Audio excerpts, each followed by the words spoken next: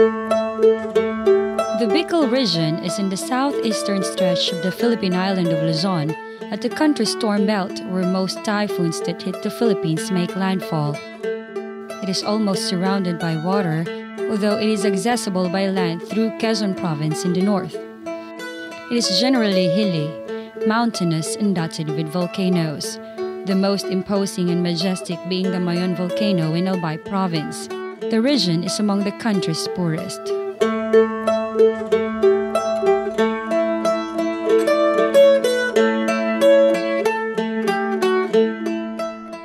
In July 2006, Mount Mayon started a series of eruptions.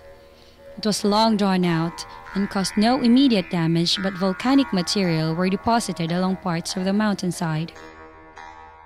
Over the following months, continuous rains loosened these deposits that when Typhoon Riming struck on November 30, pouring an unprecedented amount of rainwater onto Mayon.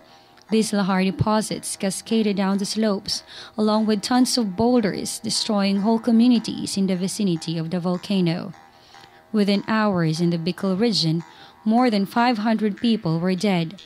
Nearly 800 were injured, and 458,632 families were affected, losing loved ones, homes, possessions, and livelihoods due to the landslides, floods, and 195 km/h winds.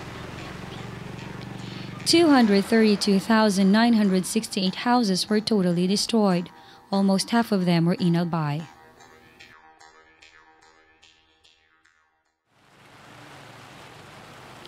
President Gloria Macapagal Arroyo ordered the release of 1 billion pesos for the relief and rehabilitation efforts of the Philippine government. But the magnitude of the disaster was such that she issued an appeal for assistance from the international community. The International Organization for Migration, or IOM, was among the first groups to set up base in Legazpi with a project called Bicol Relief Operations, funded by the European Commission Directorate General for Humanitarian Aid, or ECHO, and the UN Central Emergency Response Fund to contribute to the GOP's efforts to provide emergency relief assistance.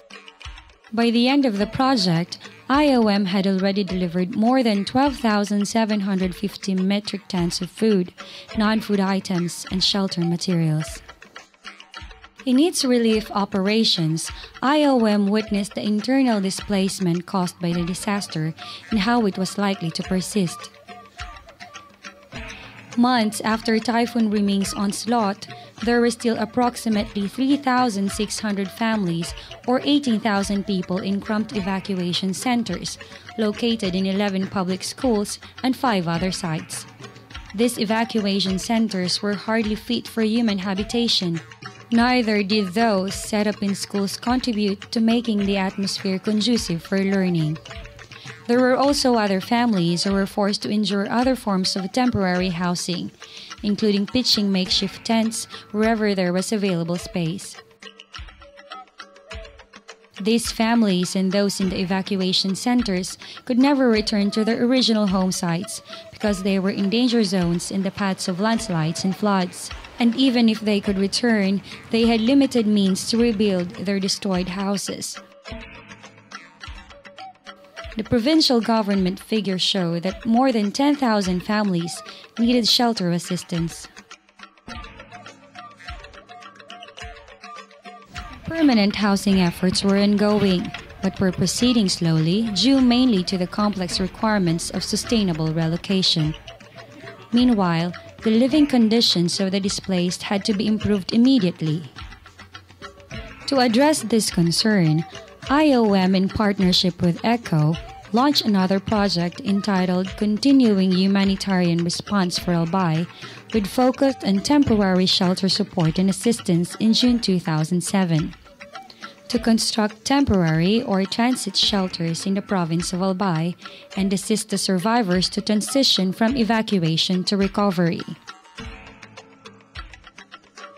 IOM exceeded a target of 7 hectares and was able to negotiate more than 38 hectares of land for shelter use.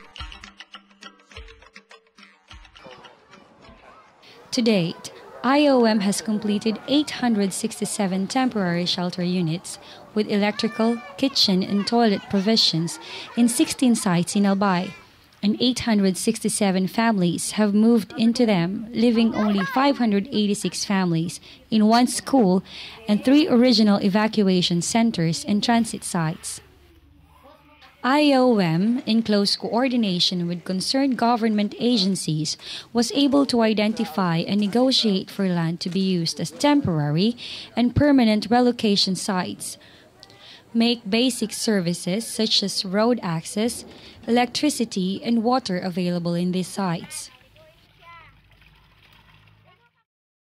On the social preparation aspect, IOM also undertook capacity building activities to ensure that IDP community leaders and LGUs are able to identify and address camp management and coordination issues independently. 22 community focal working groups have been organized in all occupied ECHO transit sites and 7 other IDP sites to undertake rollout of community-level transit site management and coordination. IOM also identified and trained leaders to manage their communities after the project ends. In addition to this, committees were also created to assist the community leaders in various aspects of transit site management and coordination. IOM also provided capacity building activities towards health, sanitation, livelihood, and migrant protection, as these are equally important concerns for the displaced. Aside from this, actual medical services and livelihood opportunities were provided. Through all of these efforts, IOM and ECHO impacted more than 1,300 evacuated families with humane temporary housing in hazard-free sites with available basic services, livelihood opportunities, and empowered community and local government leadership, bringing them closer to reclaiming their lives and securing their futures.